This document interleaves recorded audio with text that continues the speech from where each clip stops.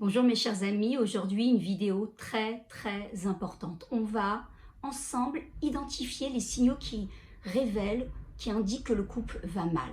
Alors pourquoi est-ce que je cherche à en parler aujourd'hui? Bien tout simplement parce qu'à mon cabinet, on vient me solliciter quand le couple est en naufrage, j'ai envie de dire quand il est en rupture affective.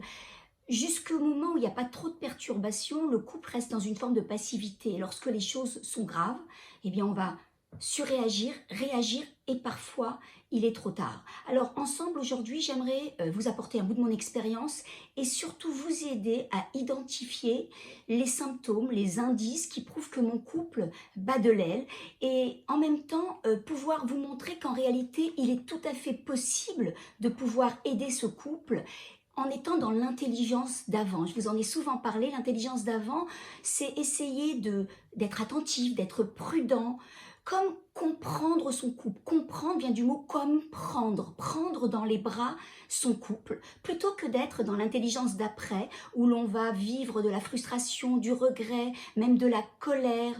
Comment j'ai pu laisser perdurer ça dans ma vie? Quand même savoir que les études montrent que 60% des couples qui divorcent, eh bien, le divorce va provoquer peut-être un remariage, et sur ce remariage, il y aura encore 10% de séparation que de la première, eh bien, de la première union. Donc, je ne sais pas si vous vous rendez compte de ce que je suis en train de vous dire, c'est quand même très important. Donc, c'est vrai qu'à part cela, le fait que de divorcer, lorsque l'on signe ce contrat de divorce et que la maison est vide et qu'il n'y a plus de meubles, souvent, on se rend compte, une fois que les choses sont faites, la valeur de ce à quoi on a renoncé en renonçant à l'autre. On pense le divorce, la séparation, comme une source de délivrance, mais ça va créer des maux physiques, des maux psychologiques. On dit que il est provocateur de maladies même, cette séparation qui impacte ma dimension physique et psychologique, va toucher mon système immunitaire et j'en passe. Et je ne parlerai pas aussi des enfants qui en pâtissent. Alors en même temps, quand le divorce est la seule solution, il est clair qu'il faut bien sûr l'utiliser parce qu'il vaut mieux un divorce apaisé qu'un mariage malheureux. Mais je pense quand même que au lieu d'avoir consacré tous ces efforts à essayer de se séparer, je pense qu'il aurait été beaucoup plus judicieux de consacrer ses forces à pouvoir consolider son couple.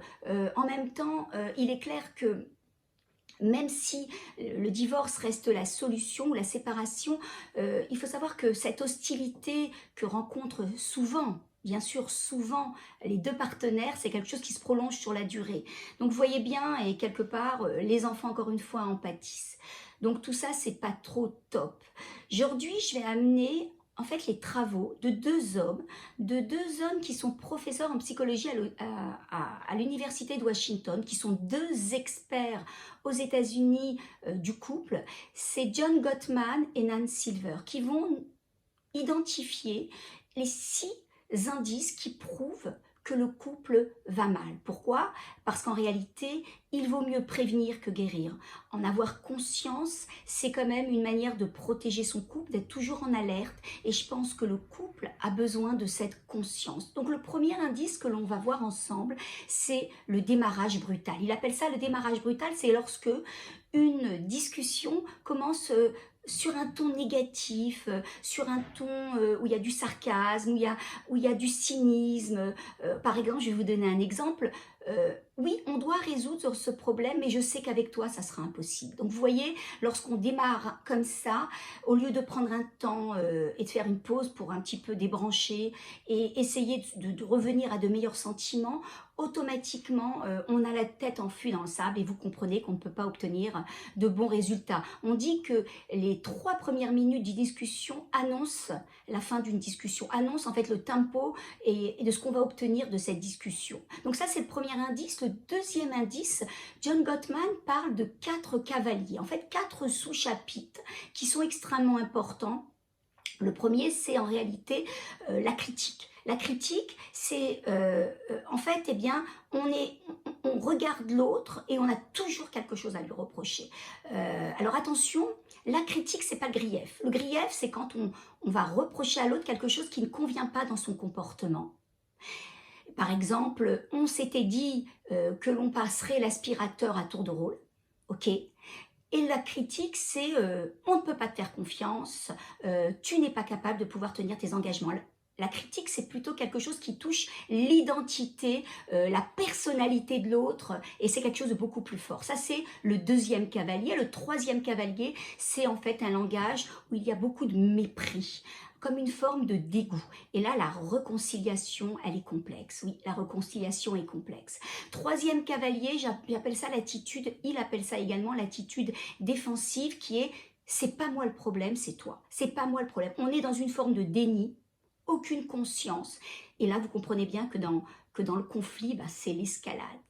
Et le quatrième cavalier, c'est la dérobade. C'est la fuite, c'est lorsque finalement, eh bien, on est devant une situation et on choisit de fuir. Je vais vous donner un exemple.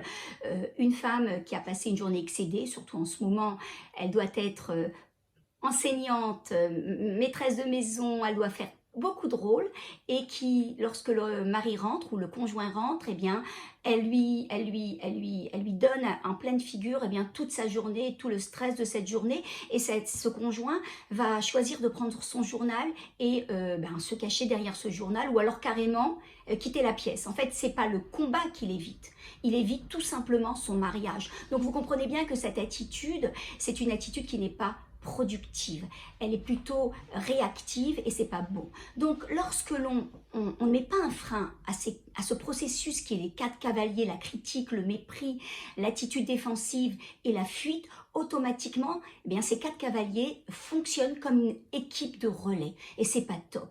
Donc là, on était à ce deuxième indice. On va passer à ce troisième indice qui est la noyade. Ça, c'est un réflexe de défense. Lorsque on est submergé par les critiques, par le mépris, eh bien on va se mettre tout simplement à l'abri, et on va tout simplement se désinvestir de cette relation affective. On va plus vouloir s'exposer parce qu'on est très vulnérable, et donc on est dans cette noyade, on se noie. C'est terminé, je ne veux plus m'investir, il n'y a pas de chance. Oui, ça c'est le troisième indice. Le quatrième indice, c'est lorsque l'on a du mal à gérer ses émotions. Lorsqu'il y a un conflit, vous comprenez bien qu'il y a un stress qui se développe. C'est en fait le corps est en surchauffe, le rythme cardiaque s'accélère, on a en fait le cœur qui s'affole, et automatiquement on est à ce moment-là dans ce cerveau reptilien. Vous savez que vous avez trois étages superposés dans votre cerveau. Le cerveau reptilien qui est juste derrière vos cheveux, c'est le cerveau le plus archaïque, le plus grégaire. Et lorsqu'on est dans ce cerveau de la peur, on sait faire que 3 choses. Ou on réagit, on surréagit et on agresse, ou on évite, et où alors on se fige, on ne bouge pas, on évite, on fuit la situation, ou alors carrément on est figé dans cette situation. Donc vous comprenez bien encore que ce n'est pas on va dire une attitude proactive. Donc on a du mal quand on est dans le stress à traiter l'information, à pouvoir résoudre la situation. Et là encore, on ne fait que qu'aggraver le conflit.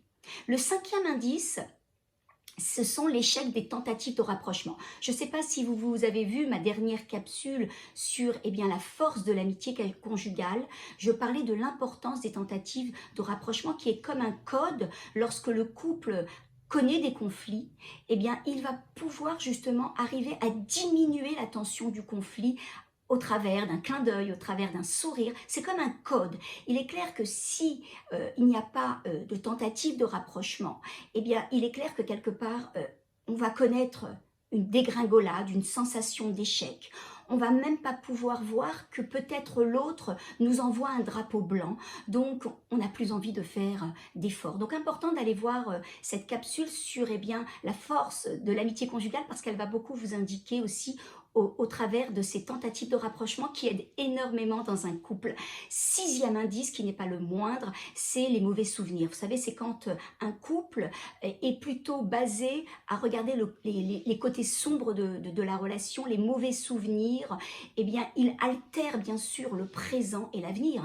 Un couple heureux, c'est un couple qui ne vit, c'est pas qu'il ne vit pas forcément un conflit, il va en vivre des conflits, et tout le monde en vit, mais il va préférer privilégier les moments de tendresse, les bons moments que les moments négatifs. Ça aussi, eh bien, c'est un indice, ce sixième indice est un indice extrêmement important.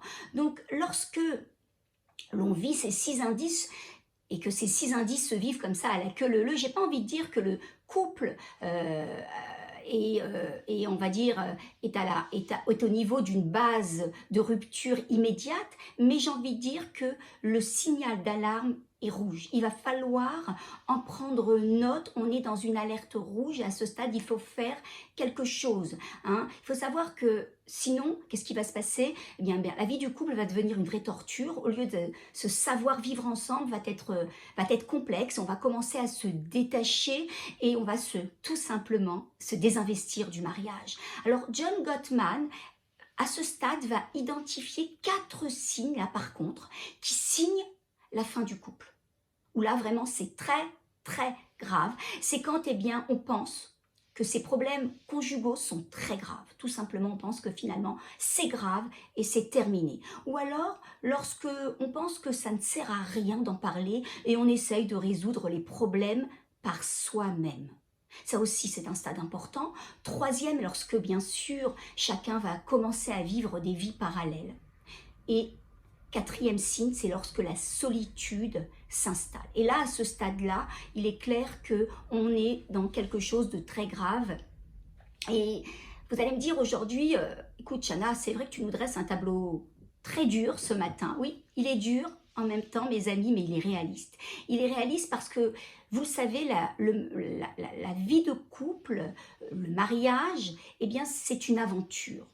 Et il faut savoir quand même que cette aventure reste la plus belle aventure de votre vie. Et on ne peut pas passer sa vie à être passif, à être spectateur de ce qui nous arrive. Il faut à chaque moment développer ce qu'on appelle une conscience. J'ai envie de dire, fonctionner comme cet enfant. Qu'est-ce qu'il a, cet enfant? Ben, cet enfant, dans son fonctionnement, il est là, hébété devant la vie, il apprend, il a envie de grandir. Vous avez de la matière aujourd'hui, vous avez des vidéos, vous avez des choses qui vont pouvoir vous aider, des livres. Apprenez, essayez de vous instruire. Les choses sont toujours réparables. Et faites comme cet enfant.